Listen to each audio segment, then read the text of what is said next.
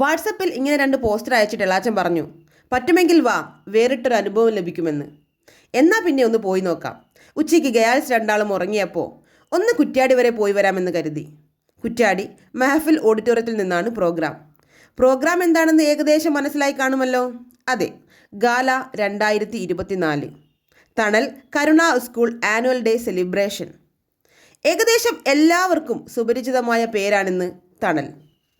ആഹാ, എന്നെ സ്വാഗതം ചെയ്യാൻ മനോഹരമായൊരു കവാടം കാത്തു നിൽക്കുന്നു. കുരുത്തോലയിൽ തീർത്ത വിസ്മയ കാഴ്ച. ഈ വ്യത്യസ്തമായ പുതുമയുള്ള കവാടത്തിന് പിന്നിൽ ആര് എന്ന് അന്വേഷിച്ചപ്പോൾ തണൽ സ്കൂൾ കോർഡിനേറ്ററും ചിത്രകലാ അധ്യാപകനുമായ ലത്തീഫ് മാഷിൻ്റെയും NCK നവാസ്കയുടെയും നേതൃത്വത്തിൽ അസീസ്, ദിനേശൻ, ലക്ഷ്മി ദാമോദരൻ തുടങ്ങി ഒട്ടനവധി തണൽ സ്നേഹികളുടെ പ്രയത്നമാണിതെന്ന് അറിയാൻ കഴിഞ്ഞു. ഇതിലേക്ക് നോക്കുമ്പോൾ സ്നേഹത്തിൻ്റെ പച്ചപ്പിനോടൊപ്പം തന്നെ അതിൻ്റെ നിർമ്മാണത്തിന് പിന്നിലെ കഷ്ടപ്പാടും കാണാൻ കഴിയുന്നുണ്ട്. അവിടെ നിന്നും ഉള്ളിൽ കയറിയാൽ വലിയൊരു സ്ക്രീൻ കാണാം.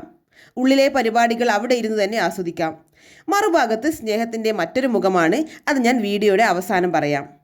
അങ്ങനെ അവിടെ നിന്നും പരിപാടിയുള്ള സ്ഥലത്തേക്ക് മനോഹരമായൊരു ഗാനമാണ് അവിടെ എന്നെ സ്വാഗതം ചെയ്തത്.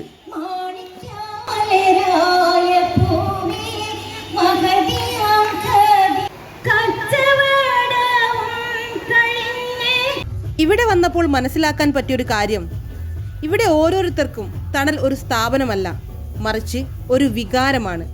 ഉപേക്ഷിക്കപ്പെട്ടവർക്കും അനാഥമാക്കപ്പെട്ടവർക്കും തളർന്നിരിക്കുന്നവർക്കും പരിഗണനയും അവസരങ്ങളുമായിട്ട് തണലായിട്ട് ഞങ്ങളുണ്ടെന്ന് വിളിച്ചു പറയുന്ന ഒരു സംഗീത ശില്പം. രാവിലെ 10 മണി മുതൽ രാത്രി 10 മണി വരെ നീണ്ടു നിൽക്കുന്ന കലാപരിപാടികളാണ്.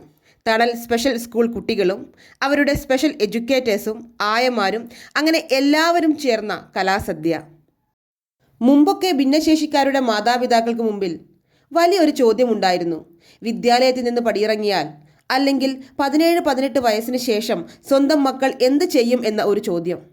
ആ ഒരു ചോദ്യത്തിൽ നിന്നുമാവാം തണൽ തളിർത്തു തുടങ്ങിയത്. ഇന്ന് ഓരോ മാതാപിതാക്കൾക്കും വലിയൊരു ആശ്വാസമാണ് തണൽ. തൻ്റെ മക്കൾക്ക് പഠിക്കാനും കളിക്കാനും കൂട്ടുകൂടാനും കഴിവുകൾ പരിപോഷിപ്പിക്കാനും ഒരിടം.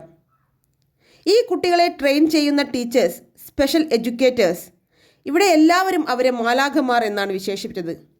ശരിയാണ്, ഓരോ കുട്ടിക്കും അവരൊക്കെ മാലാഖമാർ തന്നെയാണ്. അത്ര മനോഹരമായാണ് അവർ എല്ലാ കാര്യങ്ങളും കൈകാര്യം ചെയ്യുന്നത്. അവരോടൊപ്പം ഓരോ കുട്ടികളുടെയും ദൈവതുല്യരായ മാതാപിതാക്കളെയും കാണാൻ കഴിഞ്ഞു. സ്വന്തം കുഞ്ഞ് സ്റ്റേജിൽ ഡാൻസ് ചെയ്യുമ്പോൾ തുടക്കം മുതൽ അവസാനം വരെ മുന്നിൽ നിന്ന് കൈമുട്ടി പ്രോത്സാഹിപ്പിക്കുന്ന അമ്മ, സ്റ്റെപ്പുകൾ തെറ്റാതിരിക്കാൻ സ്റ്റേജിൽ കയറി നിന്ന് ഡാൻസ് സ്റ്റെപ്പുകൾ കളിച്ചു കൊടുക്കുന്ന അമ്മ. അങ്ങനെ പോകുന്നു സ്നേഹ കാഴ്ചകൾ. ഈ നിമിഷത്തിലൂടെയൊക്കെ കടന്നുപോയപ്പോൾ ഞാൻ എന്നിലേക്ക് നോക്കി. ഇരട്ട കുട്ടികൾ, ഉറക്കമില്ലാത്ത രാത്രികൾ, പോസ്റ്റ്പാർട്ടം ഡിപ്രഷൻ, മരണത്തെ പ്രണയിച്ചു തുടങ്ങിയ നാളുകൾ, അങ്ങനെ ഞാൻ കടന്നു വന്ന വഴികളെ ഓർത്ത് എനിക്ക് എന്നോട് തന്നെ ലജ്ജ തോന്നി. സത്യത്തിൽ ഇവരുടെയൊക്കെയല്ലേ ത്യാഗങ്ങൾ? മറ്റെല്ലാ തിരക്കുകളും മാറ്റിവെച്ച് ഇന്ന് ഈ പരിപാടിക്കെത്തിയ ജനസാഗരം നമുക്ക് കാണിച്ചു തരുന്നു ഒരു നാട് എത്രത്തോളം തണലിനെ നെഞ്ചേറ്റിയെന്ന്. ഉദ്ഘാടന പരിപാടികൾ വൈകുന്നേരമായിരുന്നു. പരിപാടി ഉദ്ഘാടനം ചെയ്തത് Kozhikode sub judge MB Shaijal സാറായിരുന്നു. മുഖ്യ അതിഥിയായി എത്തിയത് ഡോക്ടർ PA ഷുക്കൂർ കിനാലൂരാണ്. സ്വാഗതം പറഞ്ഞത് PK നവാസ് മാസ്റ്ററാണ്. ഒരു വിഷയത്തെ എത്രത്തോളം പൂർണ്ണമായി, എത്രത്തോളം ഭംഗിയായി കേൾവിക്കാരിലേക്ക് എത്തിക്കാൻ കഴിയും എന്നതിന് ഉത്തമ ഉദാഹരണമായിരുന്നു PK നവാസ് മാഷുടെ വാക്കുകൾ. ഭിന്നശേഷിക്കാരുടെ ദൈന്യത ചൂണ്ടിക്കാണിക്കാനല്ല, സങ്കടങ്ങൾ ഉറക്കെ പറയാനല്ല, പകരം അഭിമാനത്തോടെ അഭിമാനികളായി പൊതുസമൂഹത്തിന് മുൻപിൽ അവരെ എത്തിക്കാനാണ് തണൽ നിലകൊള്ളുന്നതെന്ന് എത്ര മനോഹരമായാണ് അദ്ദേഹം പറഞ്ഞു വയ്ക്കുന്നത്. ഉദ്ഘാടന വേളയിലും പുതുമ കൊണ്ടുവരാൻ തണൽ ഭാരവാഹികൾ മറന്നില്ല. വേദിയുടെ ഇരുഭാഗങ്ങളിലായി 2 കുട്ടികൾ മനോഹരമായ 2 ചിത്രങ്ങൾ വരച്ചു തീർത്തു. അതുപോലുള്ള ഒട്ടനവധി മനോഹര കാഴ്ചകൾക്ക് ആ വേദി സാക്ഷ്യം വഹിച്ചു. ഇനി തുടക്കത്തിൽ പറയാതെ മാറ്റിവെച്ച മറ്റൊരു സ്നേഹത്തിൻ്റെ കഥ പറയാം. തണൽ വനിതാ വിങ് ഒരുക്കിയ പലഹാരമേളയുടെ കഥ. ഓരോരുത്തരും വീട്ടിൽ നിന്ന് വ്യത്യസ്തമായ പലഹാരങ്ങൾ കൊണ്ടുവന്നു വിൽപ്പനയ്ക്കായിട്ട്. വിറ്റ് കിട്ടുന്ന പണം മുഴുവൻ തണലിന് വേണ്ടി. എല്ലാതരം എണ്ണ പലഹാരങ്ങളും, ഈന്തുപിടിയും, പായസവും, ഉപ്പിലിട്ടതും, ചായയും, കപ്പപ്പുഴുക്കും, ചക്കപ്പുഴുക്കും, ഉണക്കമീൻ തുടങ്ങി എല്ലാ തരം വിഭവങ്ങളും അവരുടെ കയ്യിലുണ്ടായിരുന്നു. ഒരു പ്ലേറ്റ് മക്രൂണി മേടിച്ച് ഞാനും അതിൻ്റെ ഭാഗമായി.